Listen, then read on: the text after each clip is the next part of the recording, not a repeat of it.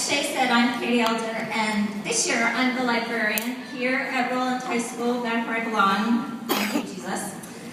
I was nervous about the turnout. I'm so glad to see you all here. I really am. It's very heartening.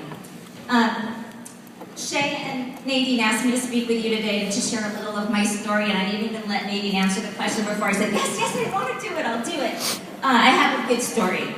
We all have stories. They're all important. Our stories matter. This is just mine. This is my 10th year in Roland Unified. I left a higher paying district, Placentia Obliga, to teach English here because I believed in the Roland vision. I bought it. It became my vision for teaching, for learning, and for our kids.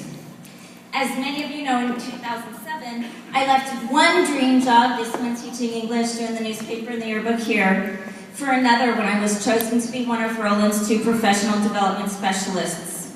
My partner, Wilma, and I, working really hard here, at least I didn't have to sing, worked out of the PRC, a place I came to love as much as I know many of you did. I still miss it like you do.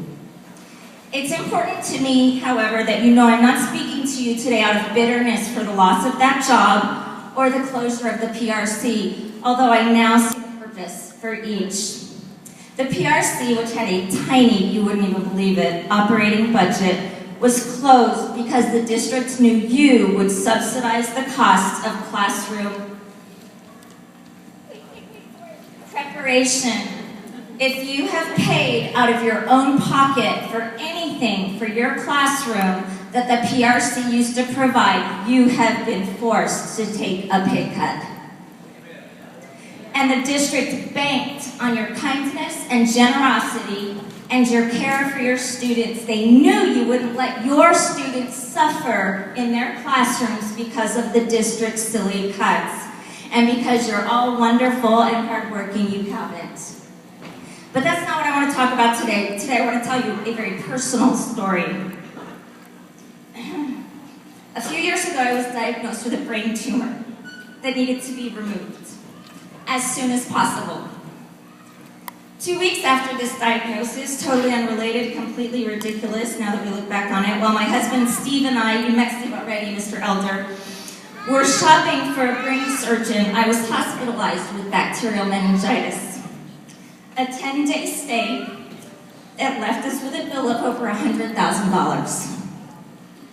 I missed an additional 3 weeks of school, exhausting my sick days and of course then some.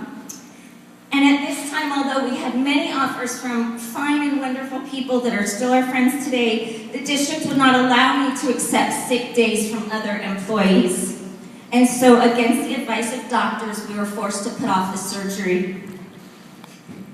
After school got out that June, I spent 3 days at City of Hope, and I left another hospital with another staggering medical bill. This is funny. At one time, Steve, who is now a counselor here, although he used to teach English, he and I thought it would be fun to work together.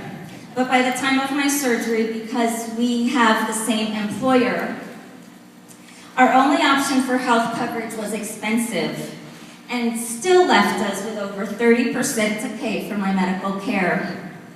Well, 30% of over $200,000 is a lot of money. That we have to pay almost $1,000 a month to have the insurance that cost us $60,000 in uncovered medical expenses that has kept us from being able to afford the annual MRIs of my brain that could give us much needed peace of mind, that forced us to sell a car and ultimately to lose our home, is a terrible shame.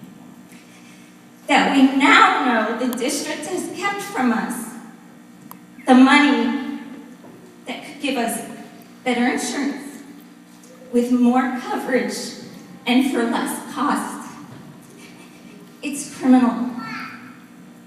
You and me and our students, we are being stolen from. And it's time for that to stop.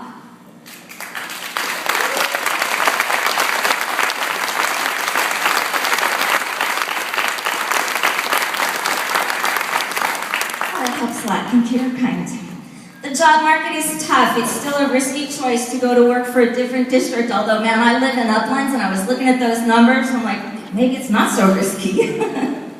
But we want a district that respects their teachers and their counselors and their librarians. And this isn't in my script, but I heard today that we are working for people in very high places who have admitted that they don't respect teachers or the work we do.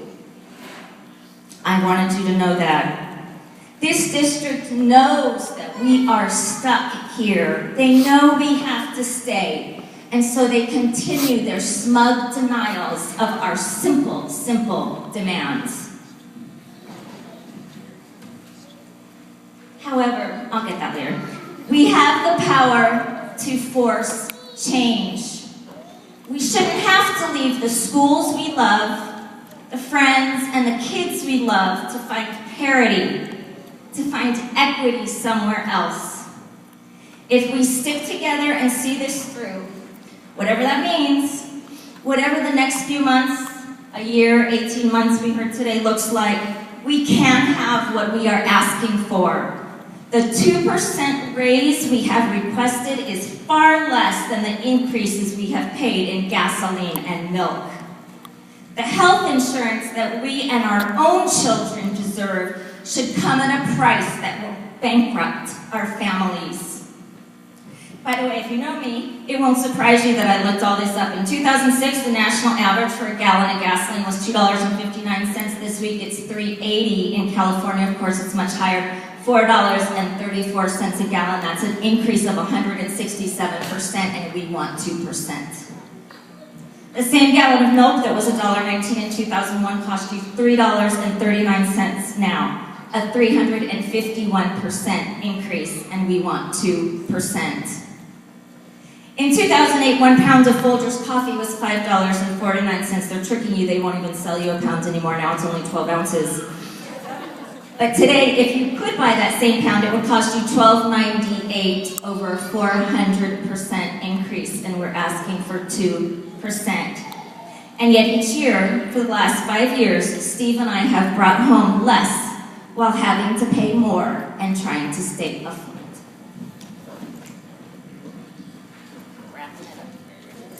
You and I believe this with my whole heart, we have chosen an important profession. Our work might be the most important work that there is. It's only fair that we be valued for it.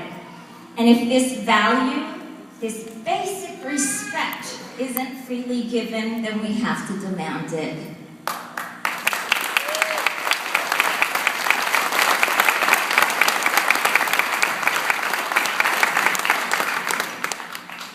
This is sort of crazy. Steve and I have 2 children in college. In 3 years, we will have 4. And so he and I, we have no choice but to see this through. I'm asking you to join us. Thank you for being here. What we're doing here in this room, just like the work we do in our schools every day, it matters because we matter. Thank you.